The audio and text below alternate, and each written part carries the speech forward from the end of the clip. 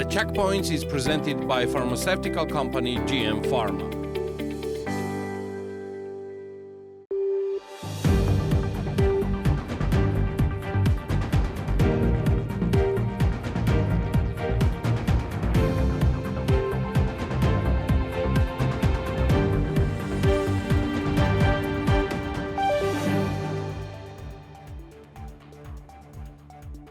Last week, several announcements were made regarding the National Bank of Georgia. After extensive and in-depth discussions, Mikhail Qavilashvili appointed Natia Turnava as president of the National Bank of Georgia following her nomination by the bank's board. The board unanimously decided to nominate Natia Turnava for the presidency during their meeting.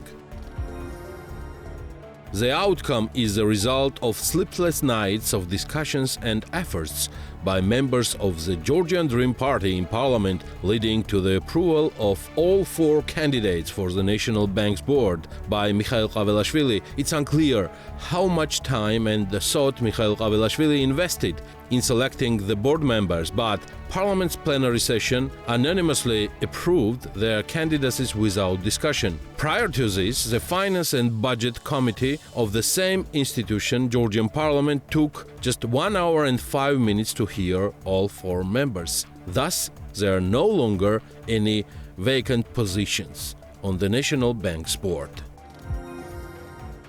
In her capacity as a newly appointed president of the National Bank, Ms. Turnava will testify in the court case Ivanishvili versus Bachiashvili, where she will discuss the 21st century findings of the National Bank's supervisory service and confirm the requalification of an 8-year loan agreement in favor of the plaintiff, Bidzina Ivanishvili.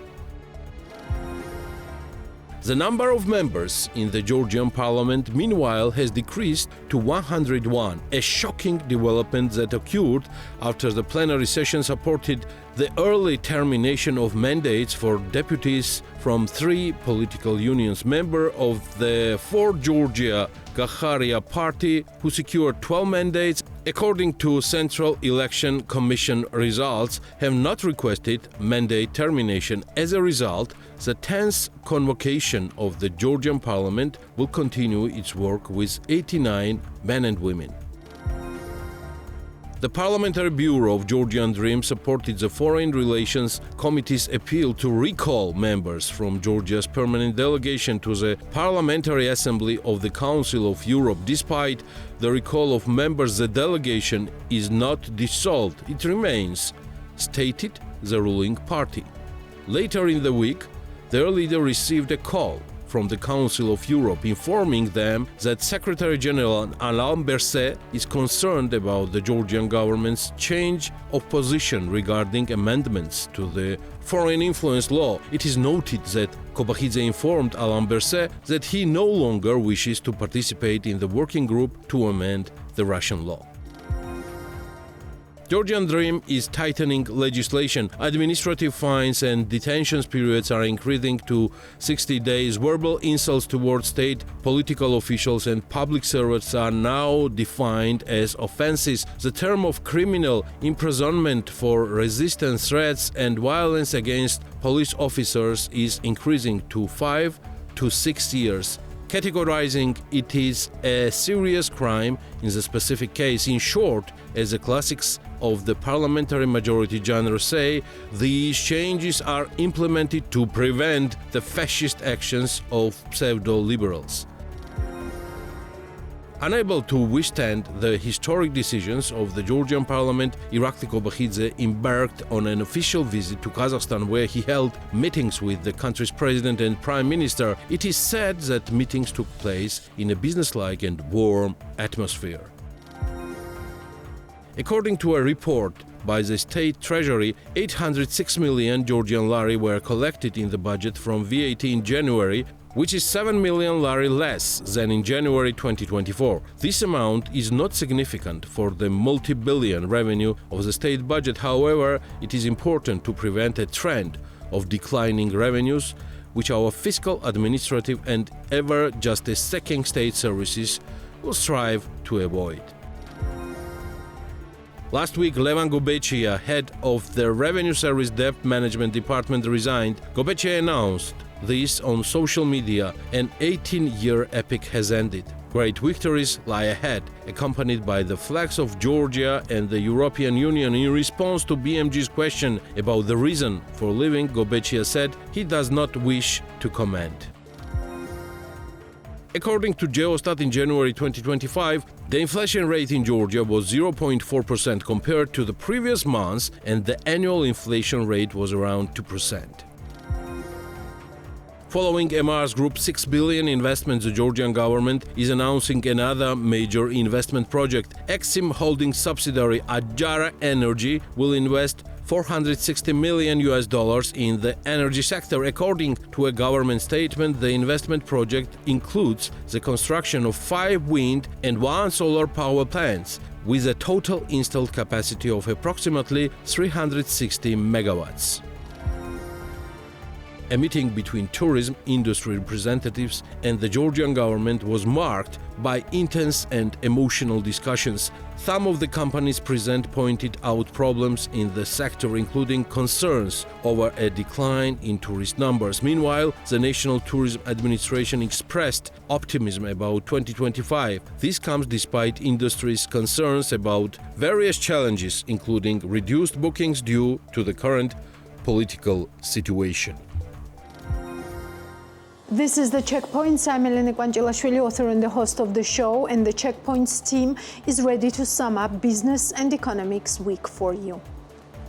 The International Monetary Fund will not issue a press release regarding its visit to Georgia. This information was confirmed to BMG TV's program Analytics by the IMF resident office in Georgia. It appears that the IMF has nothing to say at this stage, despite multiple attempts by Analytics to secure an interview with either Alejandro Hajdenberg, the head of the visiting IMF mission, or Andrew Jewell, the IMF's permanent representative in Georgia. The interviews did not take place despite the IMF's efforts both in its Tbilisi and Washington offices. Although the government agencies under the ruling Georgian Dream Party have been sending press releases with considerable frequency, these statements contained only general information rather than detailed insights. One thing is certain, and even these official releases reinforce this view: the future of the IMF program was not discussed during meetings with the Georgian side. From the outset, the IMF made it explicitly clear that the mission was not visiting to negotiate a program with the Georgian Dream government. It is notable that the IMF set this condition just days after a Reuters article reported that Georgia still wanted a program with the IMF. The article quoted Georgia's Deputy Finance Minister. Later, Minister of Economy Levan Davitashvili clarified that the Georgian Dream would have its own terms if the list of reforms required by the IMF did not fully align with the government's interests. They would continue without the program. 2 reforms from the program approved in 2022 did not align with Georgian Dream's interests. One related to the independence of the National Bank of Georgia, and the other to the corporatization of state-owned enterprises. Due to the violation of these 2 key conditions, the IMF suspended its program with Georgia, and it remains frozen to this day. The program is set to expire in June 2025. USAID funding was not used for a real purpose, for some kind of charitable purposes. All of this was used in the countries, including Georgia specifically, to organize revolutions, bring unrest, and destabilize the country. GD Prime Minister Irakli Qobakhidze told journalists in Kazakhstan. According to Irakli Qobakhidze, today the US government is officially talking about what the Georgian government was talking about in the spring of 2023. What we were talking about in the spring of 2023, then last spring, is what the US government is officially talking about today. We are talking about the fact that USAID funding was not used for a real purpose, for some kind of charitable purposes. All of this was used in the countries, including Georgia specifically, to organize revolutions, bring unrest, destabilize the country, and so forth. Of course, all this requires additional investigation.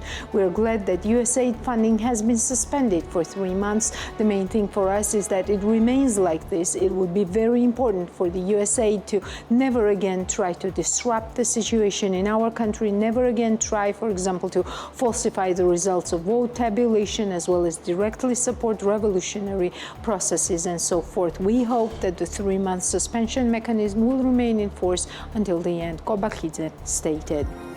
The ruling Georgian Dream Party announced a new batch of restrictive laws aimed at civil society and media. The laws, to be rubber-stamped over the next 2 months by the one-party parliament, will also toughen drugs and juvenile justice policies. Mamka Dinaradze, one of the GD's leaders, announced at a briefing on February the 5. Among the most notable changes was his announcement of the planned adoption of a more restrictive law targeting civil society organizations and the repressive measures against the media.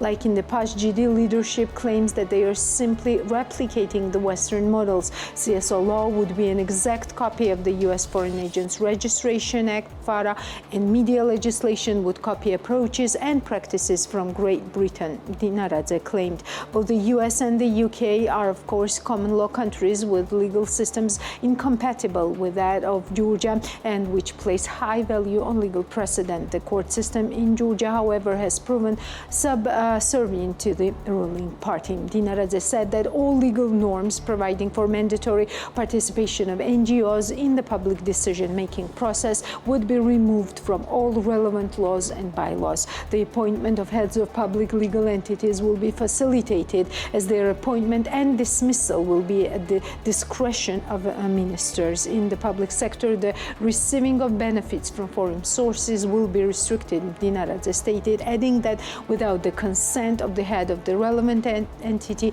it will be prohibited for civil servants to receive any benefits from foreign sources, whether direct or indirect, salary supplements, financing of trainings, visits, and so forth. Dinaradze said, we will start work tomorrow and introduce a media law, which he claimed would be based on the British model and which would define media objectivity and journalistic ethics. Funding of the media from foreign sources will be limited, he said, except for funds from commercial advertising. Migration legislation will also be tightened, as announced by the GD. The greater the pressure, blackmail, and attempts to violate the independence of Georgia to create unrest and chaos in our country, the greater will be the reaction to all this, including the legal and political reaction. Will continue to prevent all this so that Georgia will never be subordinated to blackmail, that its institutions will be strong, and that nobody will try to interfere in Georgia's internal affairs, violate its independence, and disrespect the decisions of the people, Dinaradze concluded. According to Dinaradze, the above-mentioned laws will be adopted and enacted in the next 2 or 3 months. He also said that none of them will be adopted under the fast-track procedure and will be subject to consultation. Bidzina Ivanishvili and the bandits of Georgian Dream have sold access to Georgia's port and mineral resources to the Chinese Communist Party, despite offers from the US and the EU, wrote US Congressman Joe Wilson, chairman of the Helsinki Commission, on his X account. And now they are foolishly promoting their dictatorship by expelling 49 opposition MPs and brutally cracking down on demonstrators despite significant attention. Sanctions are coming, wrote Joe Wilson. The Checkpoints interviewed Theodore Jonas on the prospects of the Anaklia Port project. Jonas himself was on the board of Anaklia Development Consortium, the main contractor. In early 2020. The Georgian government cancelled the $2.5 billion USD contract with Anaklia Development Consortium, alleging it had failed to contract sufficient investments while placing heavy and unrealistic demands on the state to underwrite huge loans from international financial institutions. More in our interview. But on the ground, what do these expectations and what do these statements from the Congressman Joe Wilson also change? For example, can we analyze what is going on with the Anaklia Port project right now on the ground, when the government started talking about finding some new partners, bringing into the project, not rushing the events with the sanctioned Chinese company? Yes. I mean, so there's a couple of things going on here. First of all, Joe Wilson, as a member of the U.S. Congress and as a politician, is making a political argument particularly to the Trump administration and to Donald Trump. And he's saying, I support you. I'm a MAGA Republican. I'm completely on your team. And I want you guys to understand that this leader in Georgia is acting against U.S. foreign policy interests. Now, that is already absolutely, literally written in black and white in the sanction that has been issued against Bidzin Ivanishvili. And Wilson is going on to make the argument on Iran, because it's a very easy argument to make. When you have Kobachidze sitting next to, Ismail Haniyeh at the inauguration of the Iranian president, and also some of the things that I think are signals that they've sent in their relationship with Israel, it's pretty easy to say that the government is collaborating with Iran. And of course, collaboration with Iran fits in very closely with collaboration with Russia at this time. Can we analyze a nuclear project? Anaklia, essentially the situation with Anaklia is this. The government has never put into a tender or an investor proposal on Anaklia the conditions that investors want. We, Anaklia Development Consortium, Mamuka and Badri and all these people, because they believe so strongly in the project and they believe that the government of Georgia was willing to work with them on the project, said we're going to forge ahead even though all of the ideal conditions are not in place. Khodikashvili genuinely worked with us to, and partly, it was Mamuka and Badri's confidence that they would be able to work with Khodikashvili to overcome these structural obstacles with the project. And in fact, they were. But it was when he fired Khodikashvili, when the government changed, when they brought the criminal case, it then was a signal to everybody, to the international financial institutions, to the foreign equity investors, Cerberus, which had looked at investing, was a signal to all of them, the government's not supporting this, the government's not going to work with us. It's no longer a PPP project. Exactly, well put. It is no longer a PPP project. The government is not going to step up and do its part to help this thing happen. And when the Georgian government says, oh, but you didn't have a major port company involved with you, or you didn't have a major shipping company, the reason is because no major port company and no major shipping company was willing to touch the project unless the Georgian government put up cash, $250 million in cash, investment in the project, or unless they put up a guarantee, because it was a greenfield project and there was uncertainty about it. And the second issue was Poti, enough of a market to have a deep water port at Poti and one at Anaklia. So those... And these two factors played a role for the case as well. In everything. They played a role in all of the difficulties in obtaining equity financing when we were running the project, all the difficulties in obtaining loan financing in the project. And what's amazing about the Anaklia Development Consortium is that we basically overcame all of those obstacles. We lined up the IFI financing. We lined up the equity investment. And the government was then like, oh my God, they actually have managed to do it. So then they stepped forward and they brought the criminal case against Mamuka and they started to badmouth the project. And so, they took the further step to destroy the project because we had actually managed to overcome the market and financing obstacles that were inherent in it. Now, why is that relevant today? But you lost the arbitration case. We lost it in the ICC by a 2-1 decision, and the dissenting arbitrator said, how can we possibly excuse the Georgian government in this case when it brings in an investor, encourages the investor, promises that they're going to work with them for this, to work with them closely to make this project work, and then they start doing all of these things to undermine it, including encouraging AP Mahler terminals on the development of a competing port.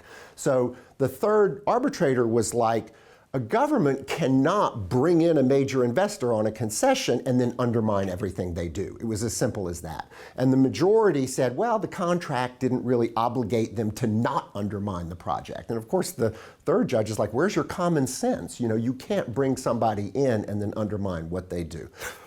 We still have our case in ICSID, the International Center for Settlement of Investment Disputes, actually the shareholder Bob Mayer under the Dutch-Georgia Bilateral Investment Treaty.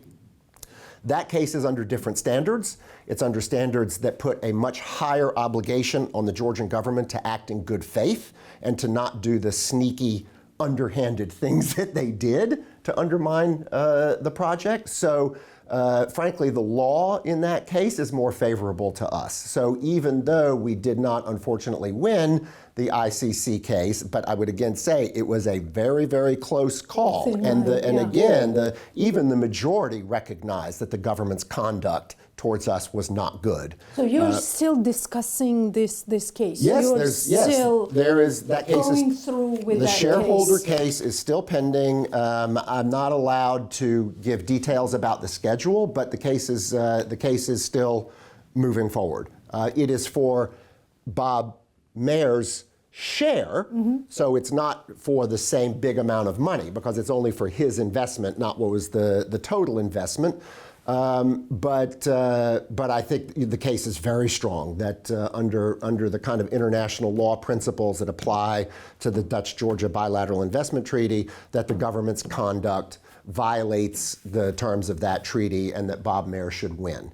And I will make the point that, the Georgian government has constantly said, oh, now that, that we won the ICC case, this other case is obviously not going to succeed, and they should drop the case, and they tried to get the case to be dropped, and the arbitral tribunal has disagreed with that and has in fact maintained the case because they understand that the case is under a different body of law, it's a different plaintiff, it involves even different assets. For example, the ICC case was only about Anaklia Port.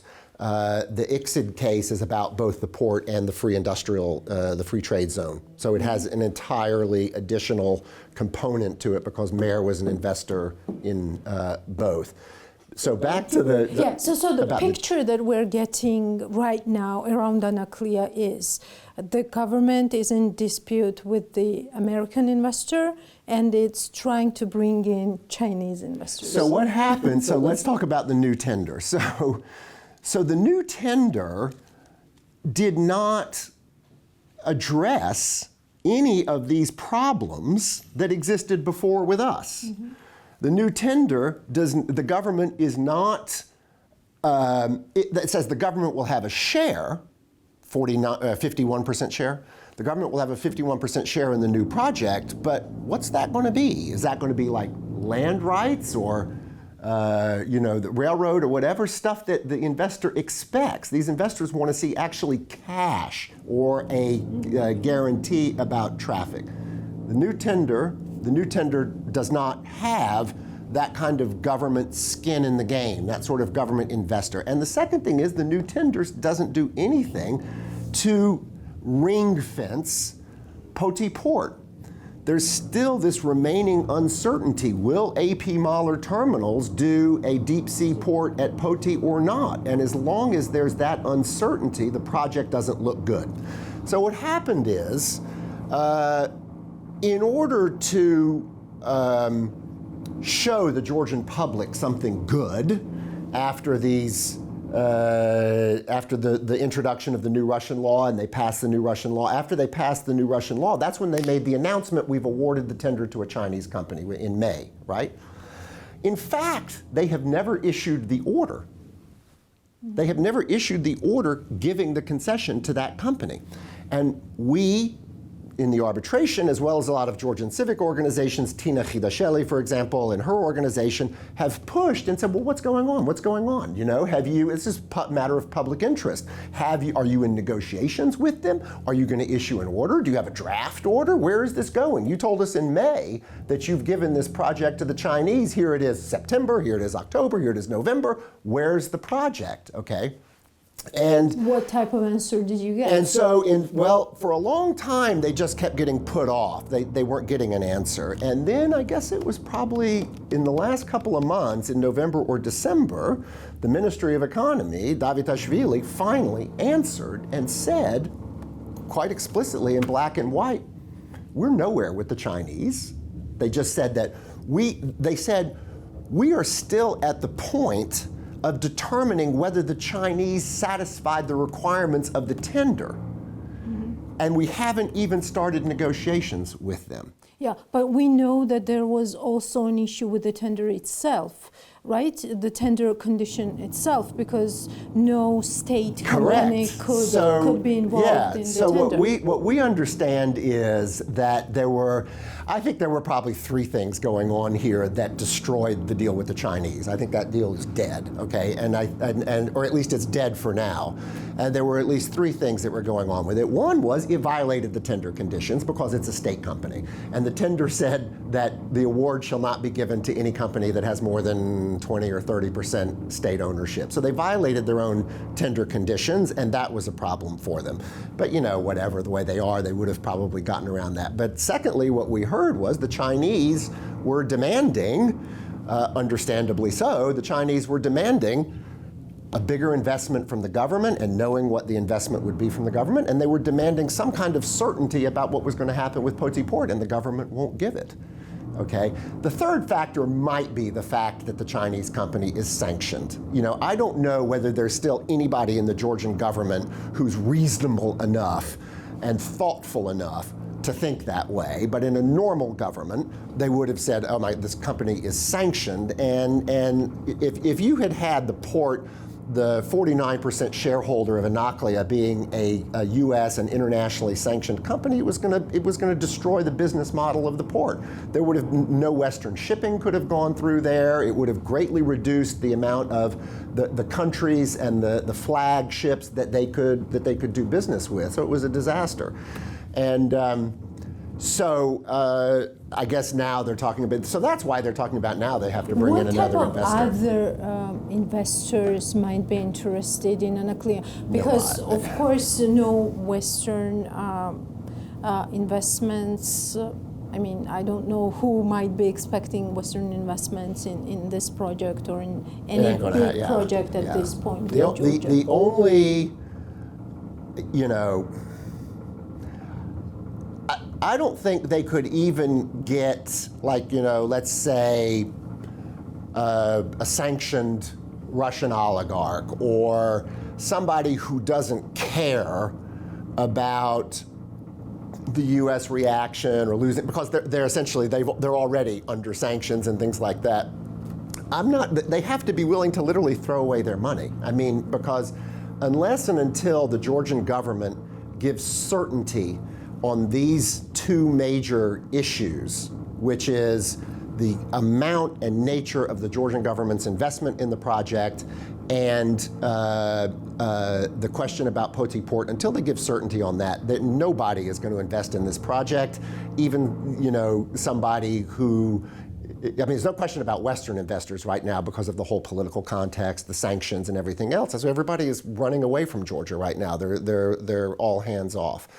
So I don't see any prospect of them being able to do this project anytime soon. What was new in business this week? On to Natia Taktakishvili. Tbilisi Hills, located in the village of Telet in Yeltsinisi district, has started creating the sports and wellness complex. The construction of Georgia's largest sports and wellness complex is already underway. This facility will include open and indoor swimming pools, tennis and pickleball courts, a spa restaurant, yoga studio, a business lounge, and various spaces for work and relaxation. It will offer residents and visitors a unique and unmatched wellness experience. Next to the golf course, the first ever golfers clubhouse in Georgia is being built. Designed as a hub for professionals and amateur golfers from around the world. The new sports and wellness complex will be opened in late 2024 in Tbilisi Hills. Tbilisi Hills is one of the largest and most ambitious residential complexes in Georgia, located near to Tbilisi center, just 20 minutes drive from Freedom Square. The complex offers a variety of real estate options, including apartments, exclusive land plots, and fully finished private villas. Tbilisi Hills is spanning 331 hectares. Only 10% of the area is dedicated to development, while the rest is reserved for lush greenery, parks, and pristine nature.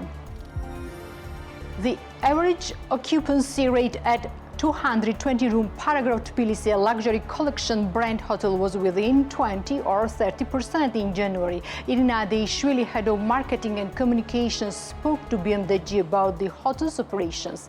According to her, the hotel had more guests in December 2024 than in the same period last year, as Paragraph Tbilisi had been open for 1 month by then. Compared to the last year, we have a positive change in terms of occupancy. However, 1 year of operation is not much for a hotel, as it needs a little more time to gain trust and have more visitors.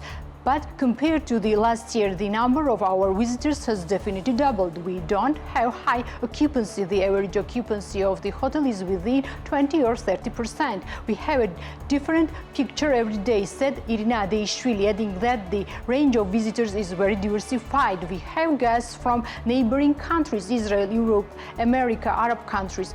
What is new for us is that we also have local vacationers, in Irina Adeishvili told BMDG. According to the prices published on the luxury collections website, the cost of a night at Paragraph Tbilisi starts from $285 USD and increases to $900 USD depending on the room type. The hotel includes 220 rooms, 5 restaurants, a top-class spa on 3 floors, and high-tech meeting and conference spaces.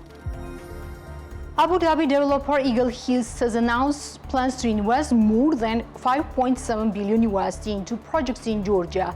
It signed an agreement with the Georgian government to develop waterside projects in Tbilisi and Batumi. Ktanisi Park in Tbilisi will be a riverside mixed-use project of residencies and retail spaces that will span 590 hectares. In Batumi, Eagle Hills is planning Gonio Marina, a 260-hectare beachfront and marina development that includes branded residencies, hotels, retail parks, and park spaces. According to the company, Eagle Hills Georgia holds huge promise and potential. The agreement was signed in Abu Dhabi during a visit by Georgia's Prime Minister Erko Bakhidze. Eagle Hills has multi-billion-dollar projects in the Middle East, Europe, Asia, and Africa.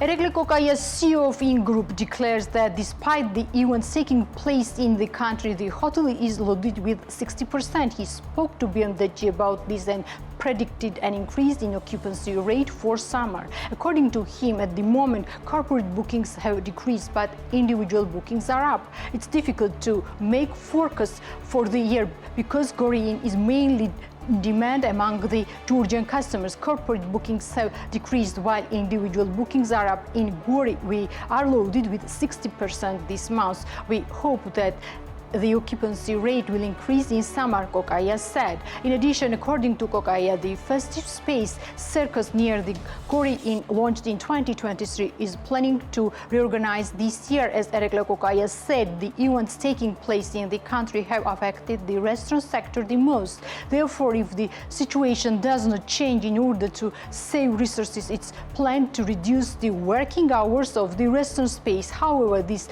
restriction will not apply corporate bookings. Gori Inn is a chain of hotels managed by IN Group. More than 20 million lari was invested in the construction of the hotel. The investment has been made includes a total of 120 rooms.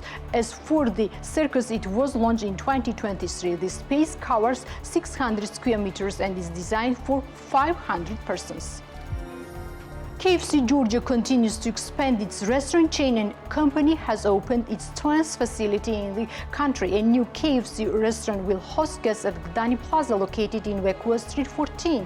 KFC is an American fast food restaurant chain which is famous for its legendary secret recipe of cooking chicken. It was founded in 1930 in the USA, and in a short period of time was able to make a name out not only in America but all over the world. KFC restaurant chain in Georgia has been operating since 2014, and the company continues to expand and create additional jobs every year. The restaurant is located in Gdani Plaza and can accommodate up to 150 guests, and it's also adapted to the needs of young children. KFC restaurants fully comply with European and international standards.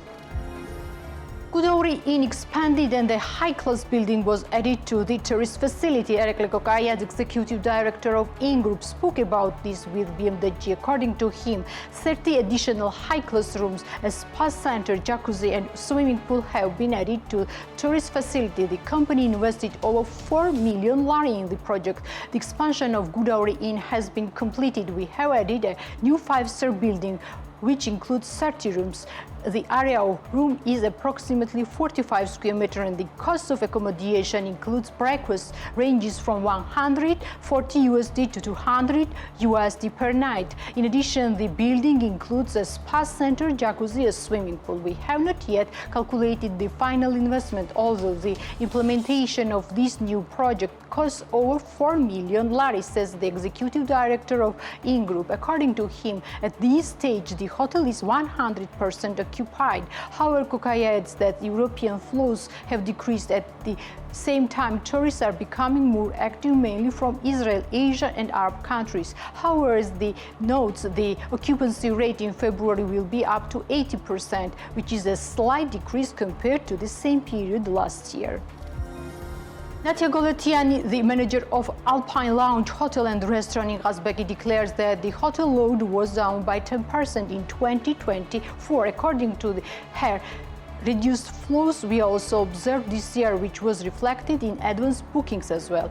This year, hotel load is within 30%. We are visited by tourists from Asia, including Korea and China, as well as Russia. Earlier, tourists used to book hotels 3 or 4 months in advance, but now the trend changed and bookings began only 2 weeks earlier. The manager said the hotel management is pinning its hopes on the resumption of tourism in 2025, especially upon the completion of the road, as the facility is located close to Gobi Gudauri cable car, and accordingly their goal is to be loaded not only for summer but also for the winter season.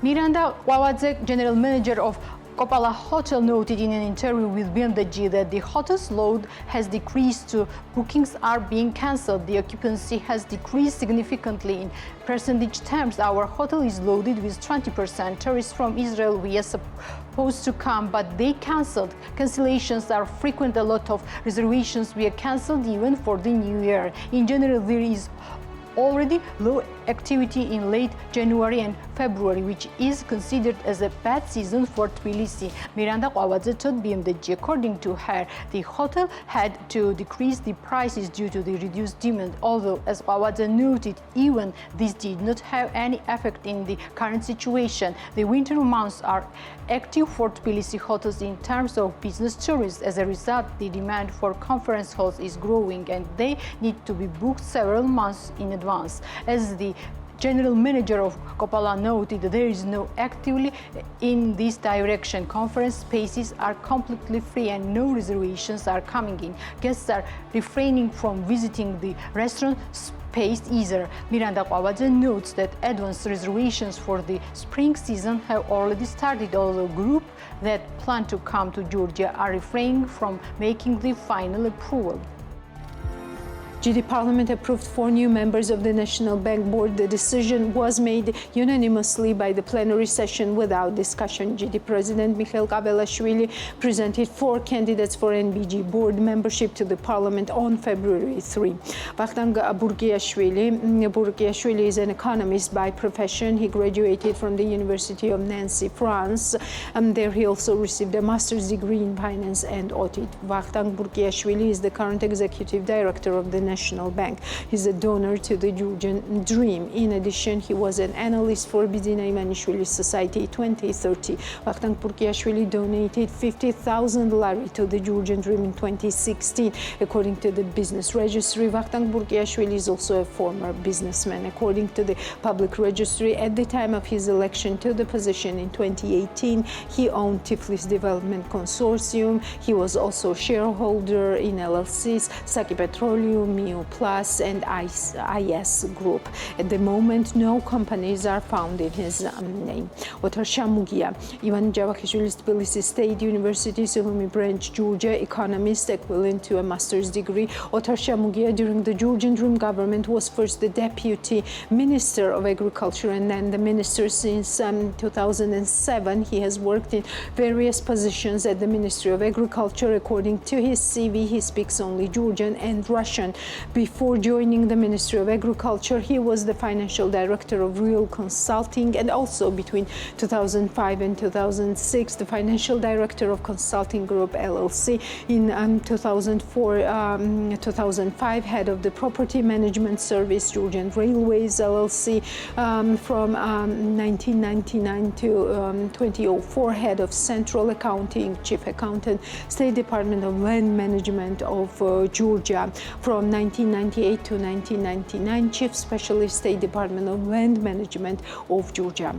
Levan Zneladze, Faculty of Macroeconomics, Javakishvili, Tbilisi State University. He has completed postgraduate studies and has an associate degree. He also received his degree from Javakishvili University. According to his resume, Levan Zneladze's public service began in 1995 as the head of the staff of the Finance and Budget Committee of the Parliament. After that, he held the position of First Deputy Minister of Finance until 2000. In 2000-2001, he was the first Deputy State Minister for Economic Affairs. In 2002, he briefly became the Minister of Taxes and Revenues. After that, he was the General Director of Imedi Holding between 2002 and 2006. From 2006 to 2009, he was the Director of GMC Group. After that, he was the Deputy General Director and Financial Director of Bidina Ivanishvili's Cartu between 2009 and 2011. In 2011,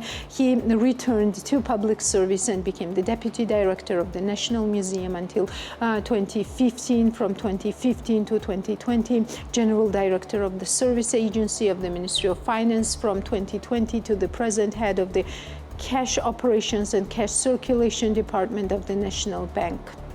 Nino Djeladze has three different specialties. All three were received from Tbilisi State University. She is an economist, lawyer, and foreign language specialist. In 2003 to 2021, she held various positions at ProCredit Bank and ProCredit Holding. Most recently, she was a representative of ProCredit Bank, head of the Compliance and AML Subdepartment in 2017 to 2021. In 2021 to 2023, she had a private practice as a consultant in the areas of combating money laundering and operational risk management. Since 2024, she has been an active employee of the National Bank, specifically the head of the Supervisory Policy Department.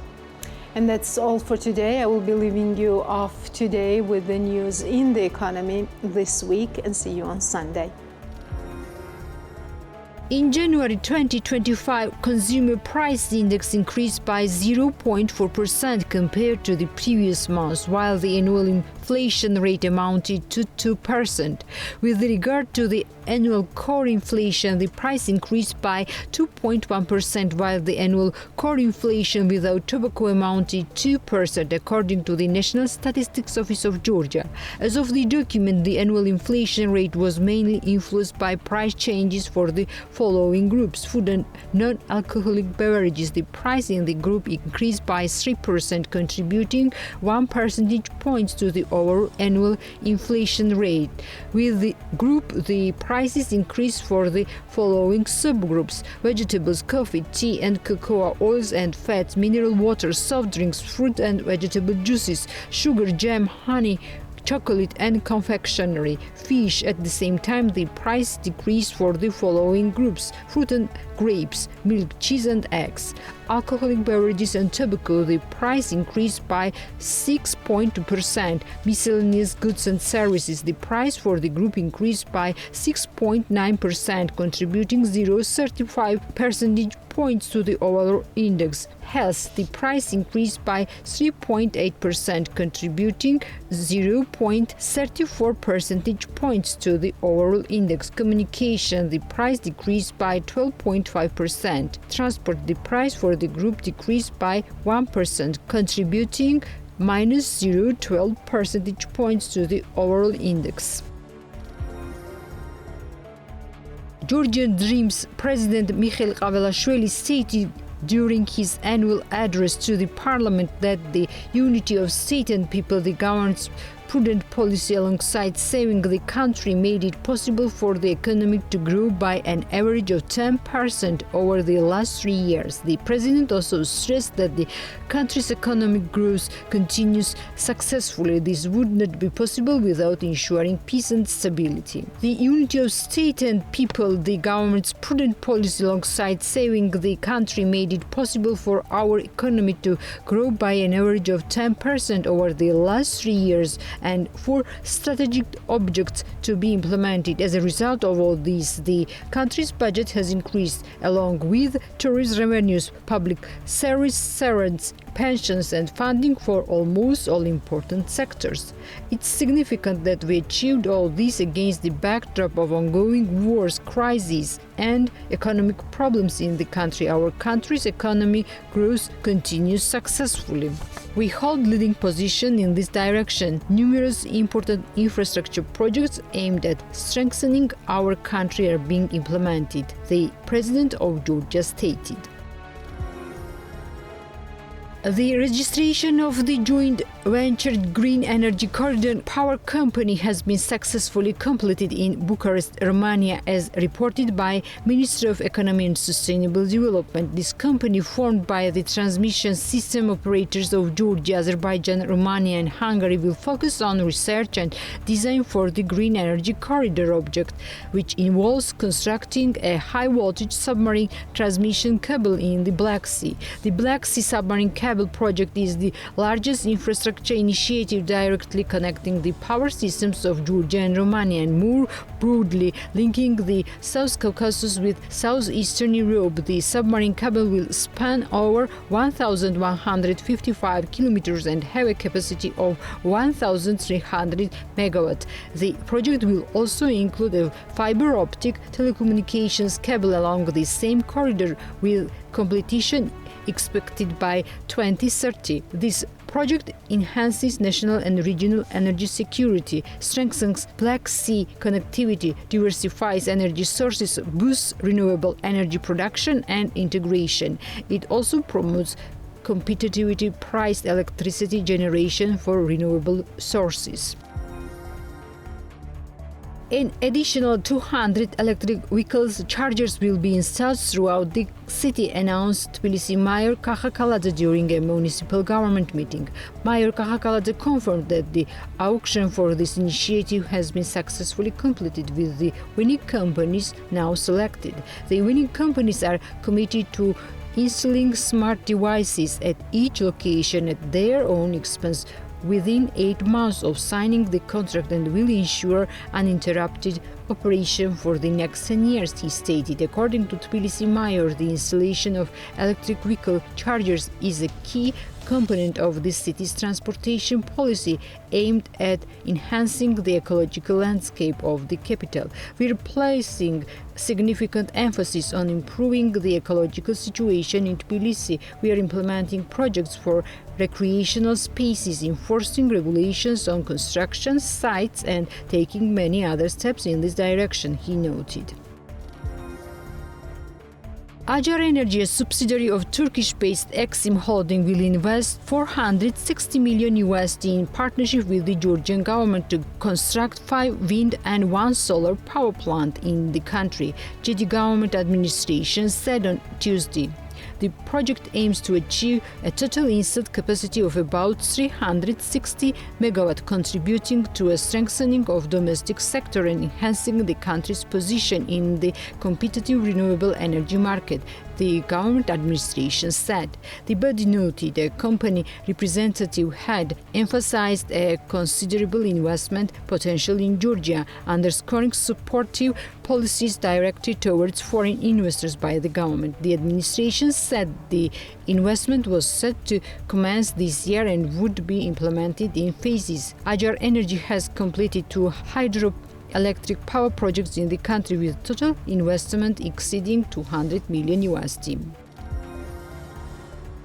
Electricity consumption in Georgia returned to an upward trend in 2024. Following the previous year's low base, total domestic consumption grew by 6% year-on-year to 13.8 terawatt-hour, but remained 2.3% below the record high level of 2022, according to the report published by Galton Taggart.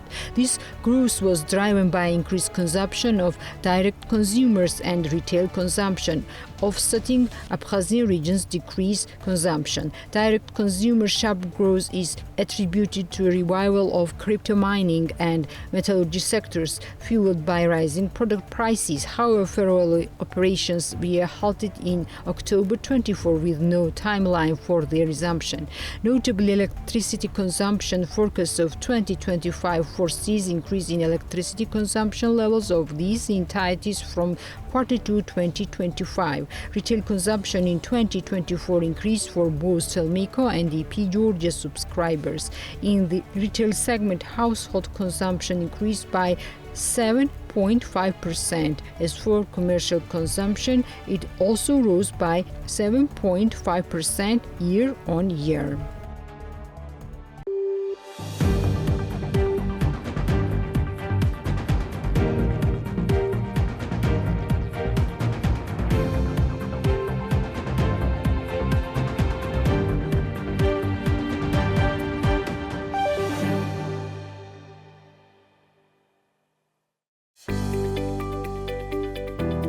The Checkpoints is presented by pharmaceutical company GM Pharma.